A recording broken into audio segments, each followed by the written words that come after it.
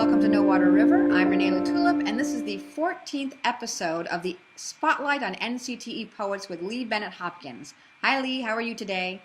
Hi Renee, good seeing you again. Yep, here we are again, 14 episodes. We are here. That's a lot. And today I'm excited because we're talking about Nikki Grimes, who won the award in 2006. Now, since there is a lot of information about Nikki already online, Lee took a different track this time, and he's going to be delving further into Nikki's history as a writer. So, Lee, I'm just going to let you take that away, and I'm just going to sit back and enjoy the show. Okay. Well, Nikki and I have been friends for a very long time. But going back, her first book wasn't poetry. Her first book was a novel called Growing, which was published in 1977.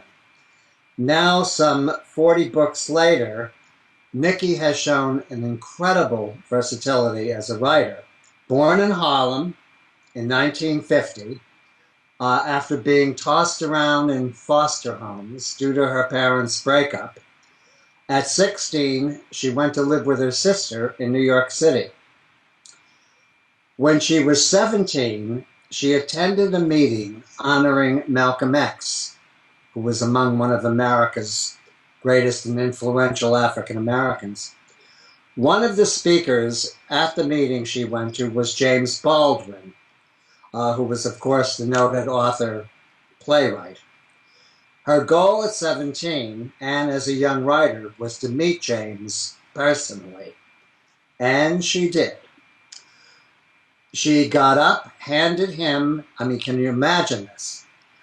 Handed him a notebook that she had. He stood and read it, wrote his name and telephone number on her notebook, and asked her to call him. Incredible story. I recently asked Nikki more about this incident, and she said, James Baldwin had the biggest impact on my life and work. I was fortunate enough to have him as a mentor when I was 17, and my continual pursuit of excellence has everything to do with his faith in me and the lessons concerning craft that he imparted. He encouraged me to master my language, my chief tool as a writer, and to treat my gift with integrity. He said, never compromise your gift. He spoke also of the importance of doing work of which I can be proud, and I have always sought to do exactly that. Decades after we met, I'm still striving to create work worthy of his faith in me all those years. Since that time, again with her versatility, Nikki has done biographies from Harriet Tubman to President Barack Obama, novels, adult books, but of course we're going to focus today on poetry. Her first collection of poetry was a book called, and I have a copy, Something on My Mind. It was illustrated by the very renowned Tom Feelings, who had already won a Caldecott Honor Book. Nikki told me my very first collection of poetry, this book, was created to the art of the great Tom Feelings. It was a remarkable opportunity and a full circle moment for me. In my early teens, my father took me to my very first art opening, and the artists featured in the show were Leo Carty and the young artist named Tom Feelings. She said, Tom became one of my favorite artists, and our meeting later in life was both a surprise and a delight. When he asked me if I might consider creating poems to go with some of his portraits of children, I nearly swooned. He never knew that, though, because I managed to act cool. It was a very special moment. Something on My Mind turned out to be a very special book. You mentioned in your introduction to Nikki that she has a very wide range of work. What are some of the topics that she tends to gravitate toward? Well, again, in her wide body of poetry. She's gone on to writing poems about everything, focusing on religion, history, even a book of humor. Uh, One book that I love is Shoe Magic, which is a total diversion of her work. In this book, she has poems about tap shoes, running shoes, slippers, and I love this poem called Selena's Sandals, which I'll share. Selena's Sandals. March teases me with spring, dishing up a day of sun, memories of warmth and fun.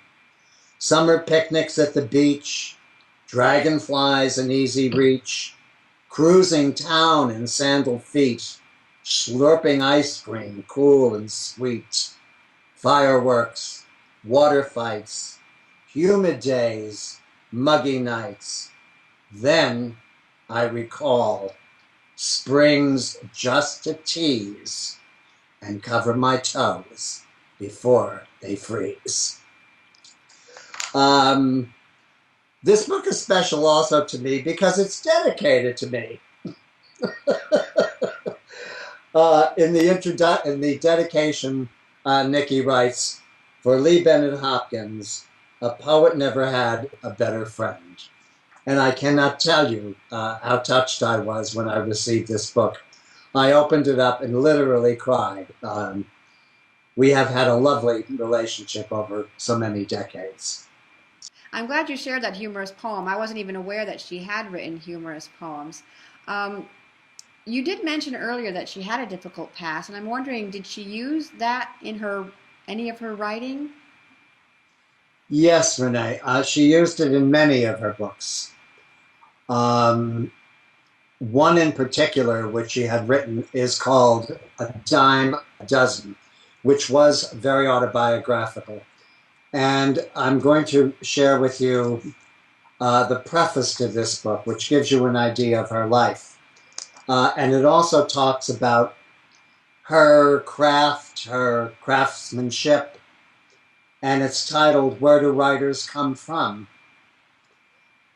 She says, "I get all sorts of questions when I visit schools or speak at young writers' conferences. Most people want to know what my background is, who inspired or influenced me, how I came to be a writer. So lately I've been thinking a lot about my childhood, my family, and the events, both good and bad, which have helped shape me. I've chosen a few of them to write about in this collection. These poems answer some of the most commonly asked questions, like, did I become a writer because everyone thought I'd be good at it? By the way, the answer to that is no. My mother thought it was a terrible idea and told me, writers are a dime a dozen. And the people in my neighborhood said, writers don't come from round here. Looks like they were wrong, doesn't it? That just goes to show it pays to listen to your own heart." You know, it's very beautiful prose, and then she wrote some very beautiful poetry about her young life. Again, in the book, she refers to some of the problems of growing up, and you can read more. Again, you can read more of this on her own blog. But on the end poem, she writes a poem about her mother's statement called A Dime a Dozen. Writers are a dime a dozen, a dime a dozen, a dime. I heard those words one time too many from my own mother, who worried I would fail and said, find another dream instead. But my heart scripted one phrase truer. Someday she'll be proud to say, be proud to say, be proud to shout out loud, my daughter, the writer. Let's finish up with the question that I always ask you, and that is, did Nikki have any particular quotes about poetry or a definition of poetry that you could share with us? Yes, Renee. Years ago, many, many years ago, I had done an interview with her, and I asked the question, what is poetry? What is poetry to you? Which I asked many poets.